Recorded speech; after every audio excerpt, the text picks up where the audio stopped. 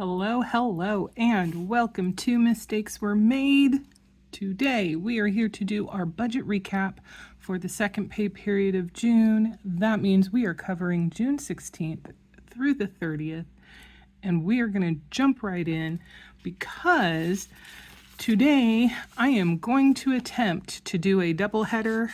After this, I'm going to try to film the cash stuffing video. We will see how it goes. I'm hoping that I'm able to do both of them today because the rest of the week tends to be filled with people being around, and I don't like to try and film things when people are around. Now, hopefully, the dogs will not interrupt, and neither will the cats, but we'll just have to kind of wait and see.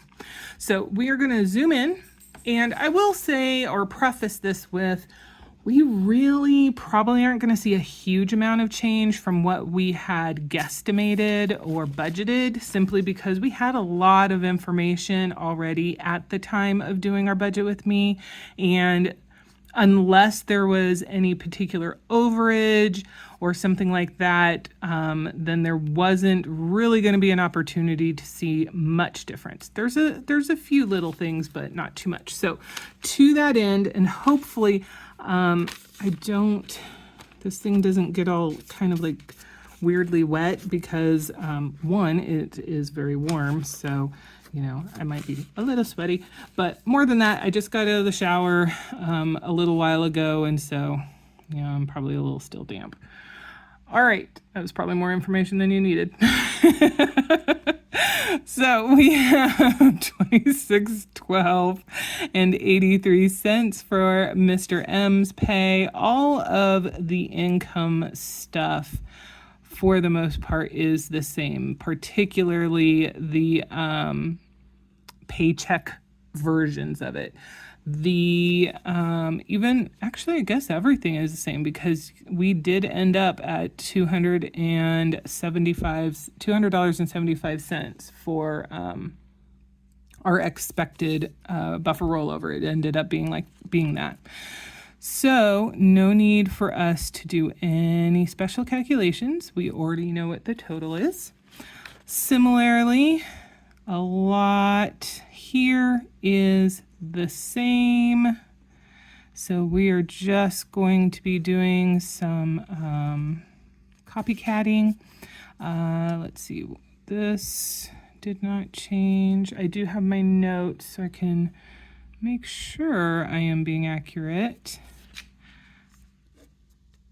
104. Now, we did have a slight change with the phone bill. Last month, it was $88.24, and I wasn't sure if that was an anomaly or if that was like a new amount for us to expect. This being the second month that it's at that level makes me think that it might be a new amount, but of course I am not going to take anything for granted, and I am going to assume that at some point it will bump back up, if not higher than it was before.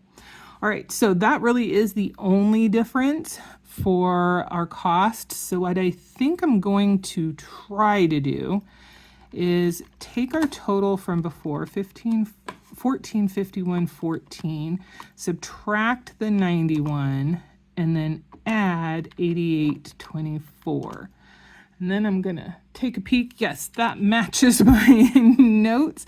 So there we go. We are at 1448.38.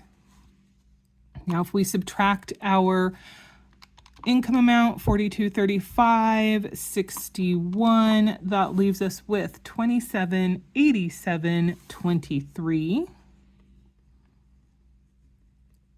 So not a huge difference from where we thought we would be, but still, it's something. Again, nothing different here as far as our savings expectations. So that said, we will add 225. Obviously, the totals are going to just be slightly different going forward, just enough to be annoying and me needing to actually do the calculations.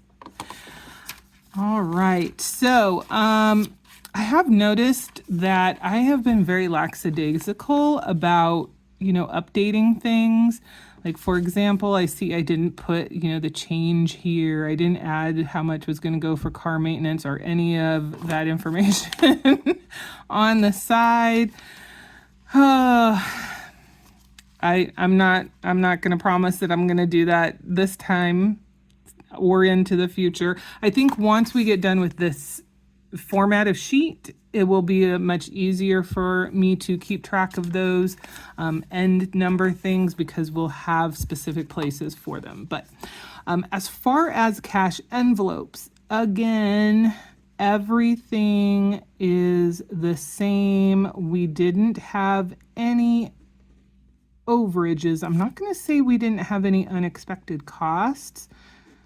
Well, actually, even that, I don't think that's really accurate. We expected to have costs. And what I am referring to is the fact that Murphy did have his vet appointment and mercy me. I was so excited by how much we had saved up in the pet fund.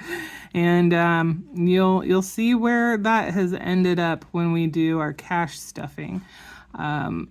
But I am going to kind of touch on something that we ran across when we were dealing with that whole situation, just because I thought it was a kind of interesting situation and seeing the numbers and everything like that. So that will be at the end of the video though. Okay, so no changes here. Still $811. You have no idea what I'm doing because I am off the screen. There you go, 811. So we are going to add that there, which brings us to 1751.23. Okay, and then we'll just note that again here.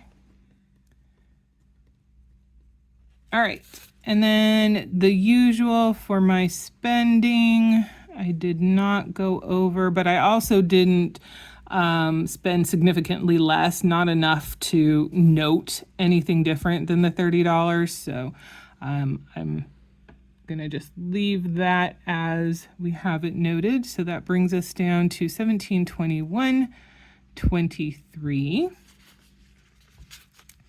And then our $100 for long-term goals. Zoom way down here to the bottom. And that puts us at 1621.23. Woo! Nice. That I was hoping that we would be able to maintain the 1600 level at the end of the pay period. Wasn't guaranteed, but we were able to do that. In fact, we were able to add just a smidge above, which of course does have a little bit of changing impact to our totals here. Not a whole lot, but a little, and that's fantastic. So to that end, what did we land on? Well, first and foremost, for the mortgage, we ended up making a $486 payment to the mortgage principal. For emergency fund, long-term goals, sinking fund, no changes. So I'm not going to note anything. This all stayed the same. We have pulled the $324 out for the cash stuffing, obviously, if I'm going to do that next. And also the fund category, however, it got $163 instead of the $161. The rollover has changed slightly as well. It's 23 cents instead of 47. So yeah, I am super, super excited about the fact that we had some pretty serious chunks of money that we were able to put towards the emergency fund, long-term goals, and of course our 4 priorities within the sinking fund. A little extra money to the fund category is never something that we're going to be unhappy about. And the darling of this, for me at least, is being able to make another big payment towards the mortgage principal. So very, I would say, successful budget. We stayed where we needed to. We absorbed some costs that were rather painful, that we'll talk about in a different video a little bit more, but we were able to keep this intact, and I'm very, very excited about that. So, all right, that's it for the budget numbers as far as the individual items are concerned. So now we are going to move on to taking a quick look at the month as a whole. Okay, so it's got to be a surprise. So I think I need to zoom back out though. Just a smidge. There we go. Okay, so this is the first half of the month where we landed for each of these big items: mortgage, emergency fund, and long-term goals. And so let's see what it looks like now that we have completed June and closed the month out. For the emergency fund, we ended the first pay period at $3,286.96. And we are now, as of the end of this month, at $3,635.98. And you know what? I thought that I had written down what percentage that actually was for our goal. I'm really bad at figuring out percentages, so bear with me here for a second while I do some math on the calculator where you can't see, just in case I do it wrong and I look ridiculous. Okay, I think that we are 61% of the way to our $6,000 goal. And when I was playing with the spreadsheet, I changed the goal to the 72,000 total. And I want to say that when it did its calculation, it said we were now 5% towards the $72,000 goal. So progress is being made. I'm really pleased at where we're at, and any increase there is happy for me. Obviously, I will be disappointed if we need to tap into it, because I'm loving seeing those numbers rise. But of course, it is there essentially to be used should there be an emergency. Okay, next, long-term goals. We ended the previous pay period at $3,122, and we have now ended the month at $3,546. And what that means is we now have $1,046 that is available either to bulk up the yard cleanup money, which owns $2,500 of this, or we are already $1,000 towards whatever next long-term goal we decide to make the priority. So we still haven't resolved that. I know. We're being lazy and silly and dumb. I have no excuses. I'm not going to lay any excuses out. It is what it is. Next is the mortgage. Okay, so we ended the previous pay period at $229,230.03, and we have now ended the month at $228,139.70. And what do I have written down here? Okay, I wasn't sure if I had added the information that I had researched or not, but I did. So what does this mean? This number here, if we look at the original amortization from the refinance that we did 4 years ago now. Yeah, 4 years. And it might actually be exactly 4 years. I want to say it was like right at the end of June, early July. According to that, if we had paid based on the payment amount that was initially in place at that time, keeping in mind that, of course, that has gone up as our escrow costs have gone up because of property tax and homeowner insurance. But if we had paid on that cadence, the same amount expected, no extras, then where are we? Oh yeah, we're over here. Then as of as of July 1st, 2025, we should be at $244,387.81.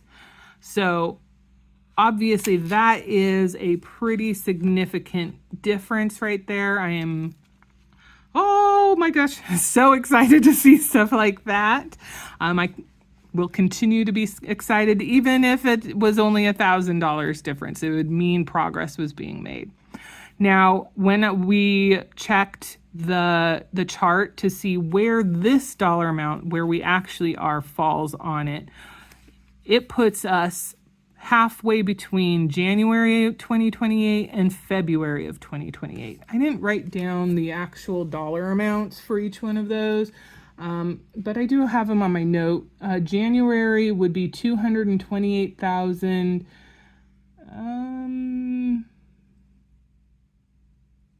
And of course, I seem to have written it weird, and then I try to correct it, and now I can't read my handwriting.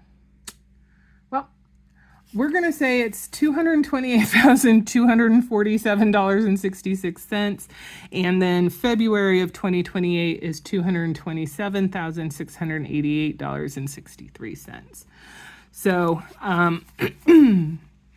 at least based on the old plan, or what the loan documents expected for us, we would be, 2.5 years further into the future, based on where we actually are now.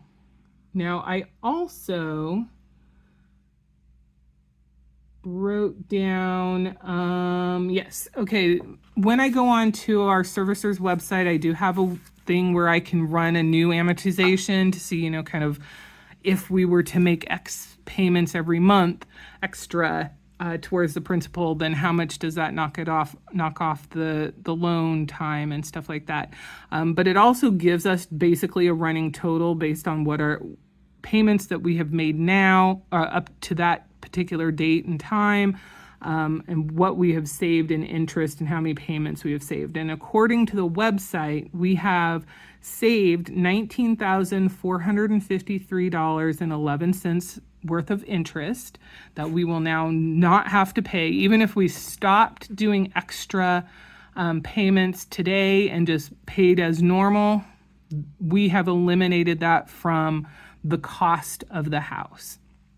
And that equates to 30 payments saved. So we have saved ourselves 30 payments at, I guess on the end of the loan, we are going to be able to be done 30 payments sooner than the original loan expected or intended. So not too shabby. I am, of course, looking forward to seeing those numbers grow, and we'll be doing what we can to help facilitate that. All right. Really, that is it as far as, our general updates. The one thing that I did want to kind of bring to light, I don't even know if that's the right word, just a interesting discussion, I guess. And it does surround Mr. Murphy's appointment. So he apparently has some absolutely terrible allergies. And of course, he has been chewing and scratching, and so he has wounds and stuff. So when we went there, they looked him over as best as they could. He does not like them. he does not like the vet at all. But we had gone in hopes of them being able to help us with the allergy and wound situation, but also so that we could get his vaccinations and his license renewed. Well, considering the wounds he has on his legs, he had a little bit on his tail, but that had mostly kind of scabbed over, is just kind of missing hair in this little patch. But because of those, they, and I'm sure was the right choice, decided that needed to be tackled first. So we had no vaccines done. We didn't do anything for his license. And that was a little bit crushing because the cost of all of the medications that he is now taking, some of it is to help, with the wound healing, battling any possible infection he could have, dealing with the itchiness, helping with his anxiety when he goes to the vet, all of that ended up wiping out the money that we had saved up from the category, from the pet care category. You know what? I said I was going to talk about this during the cash stuffing, but apparently we're going to talk about it now. That's what happens when I get done in like 10 to 15 minutes with the normal stuff. So anyway, what I found interesting and what I wanted to talk about was, of all of the meds that needed to be purchased, there apparently were some that you can only buy at the vet, which of course that makes some sense. But a good portion of them, they let me know, and I don't know if this is something that they are now telling folks because they know a lot of people are dealing with difficulties paying high costs and stuff like that, because I can guarantee in all the years that I've had pets and all the years that we have taken, our pets to the vet, I have never had them suggest purchasing pet meds at a pharmacy through like our standard pharmacy. It's always been they need to be purchased from the vet. So I don't know if it's the situation and environment we're in right now. I don't know if it's a case of previously pharmacies didn't carry a lot of the stuff that vets might prescribe. I'm not sure what the change is, but I was very surprised when they suggested that there were some items that we could actually go to our standard pharmacy for. And the gal actually suggested going through Costco pharmacy. And we were like, hey, if it's going to save us money, sure. So interesting for the ones that could be purchased elsewhere. The total for that at the vet was $486. So we had one that was $198.50, $139, $84.50, $36, and $28. All of that together is $486. So we said, please, yes, do that.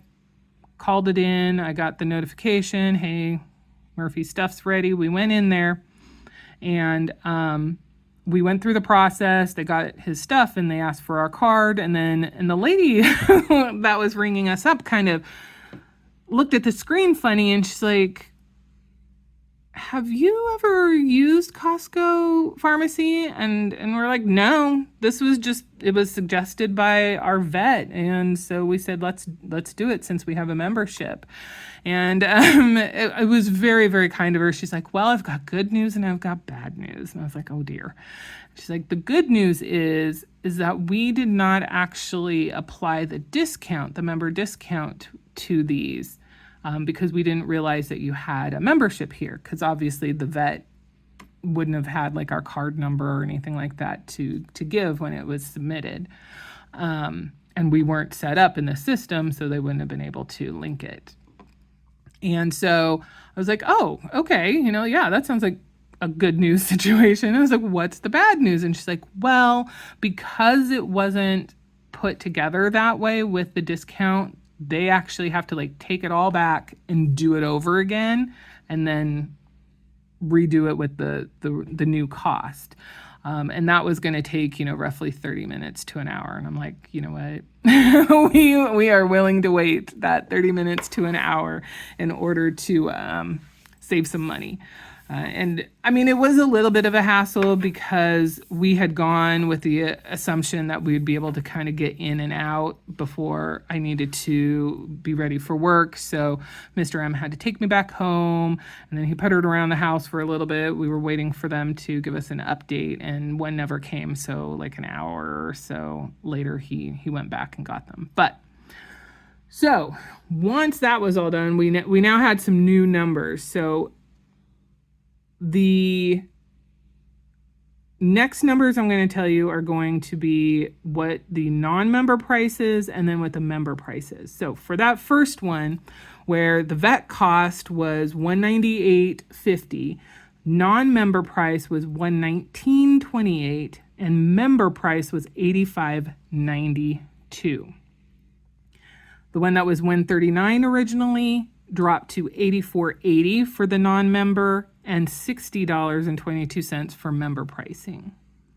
The $84.50 one dropped down to $47.98 and then ultimately down to $43.09.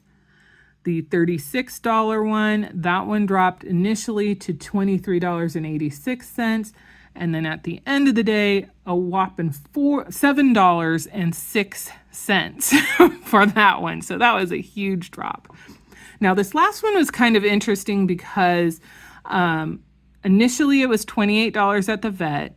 When we saw what the cost was going to be for for the pricing, which we didn't realize was non-member at the time, but for the non-member pricing, it was actually $35.59, so higher than the vet cost. And at that time, we're like, okay, well, if he needs to get that again, then obviously we want to get that through the vet, just because, we're saving a little bit of money that way. But once the member price was applied, it actually dropped down to $6.02. So we went from a total of $486 if we'd gotten all of it at the vet down to $311.51 at Costco non-membership pricing.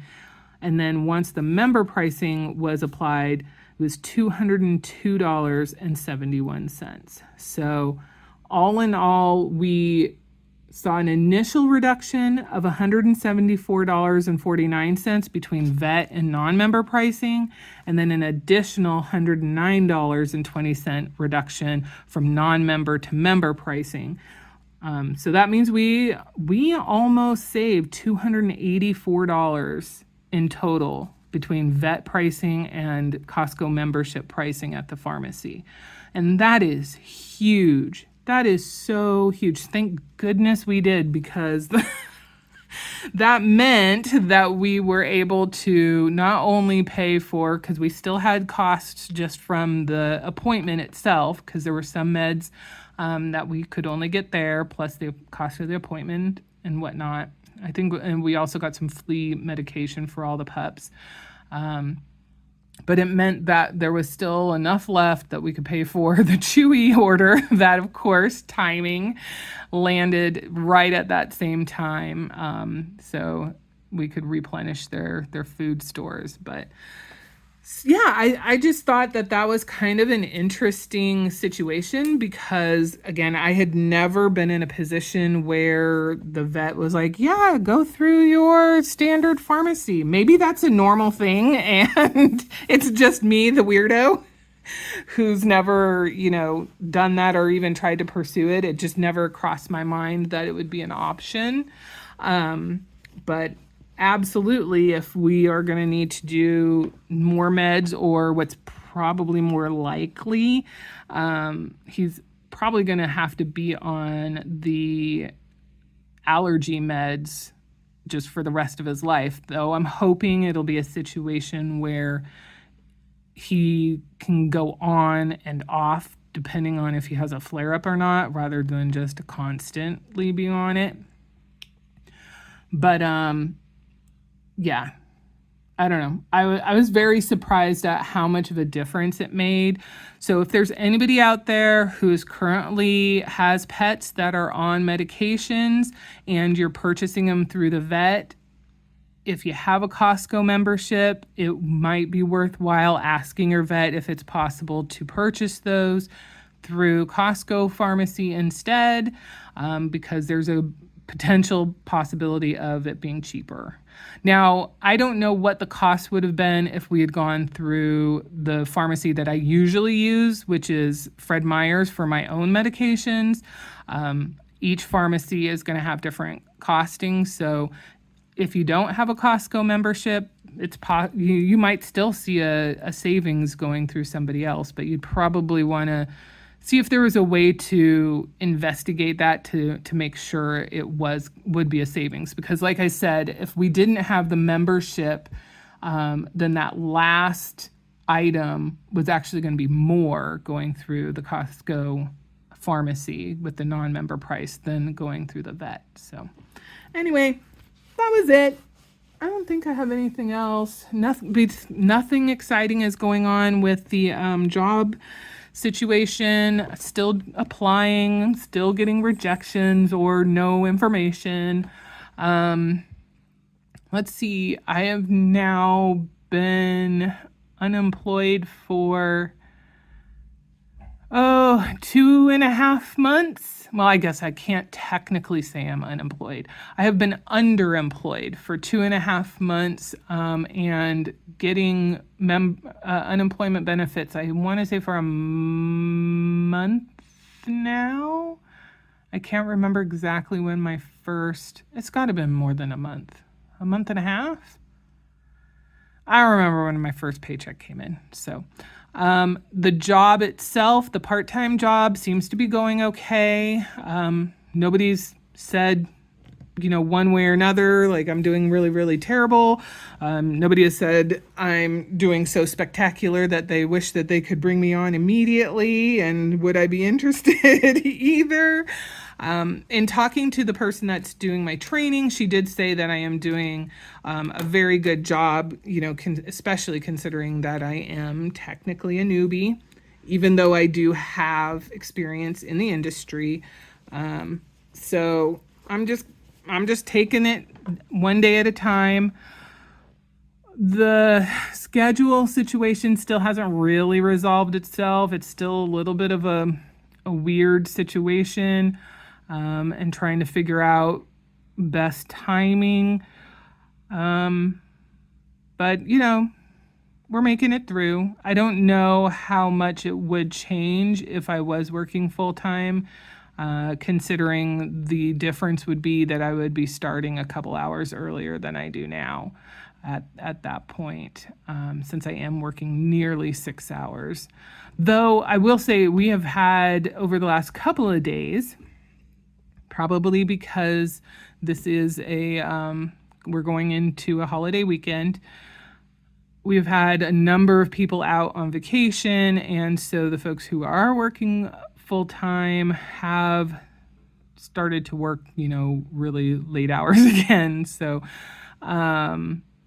last night, in fact, they were done at about 4:30 in the morning. So that's basically 4 overtime hours. So it's times like those that I am like, well, I'm not so sad that I'm not full time. But it's also, I would love to go get my eyes checked again.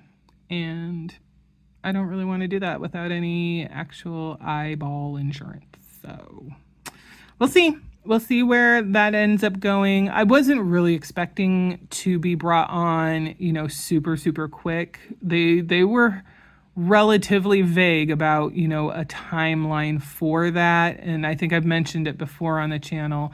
There seemed like there had to be other actions or adjustments in the department before the opportunity for a full-time job would come available. So it's not that I'm sitting here and I'm like, oh my gosh, I should have been brought on full time by now. That's definitely not the situation. I would love to at least be offered full time, in a timely manner. But I would really actually be kind of surprised if they offered it to me by this time. I've only been working there for 2 months now. And considering the lay of the land and the situation that was in place when I was getting hired on, that does feel like it would be really soon. Now, that said, the supervisor did say, it could be 2 weeks after you got started, or it could be a few months down the road, sort of thing. So the possibility of a quick hiring was put out there, but I'll be honest, I didn't really take that to heart. So anyway, that is all I have as far as the unemployment situation, the job hunt situation, and the part-time job situation. So if anybody has any questions, concerns, things that they want to share, just want to say hi, have a fun limerick that you want to share, please note those down below. And I hope we will see you in the next one, which I am going to go and film right after this. Bye for now.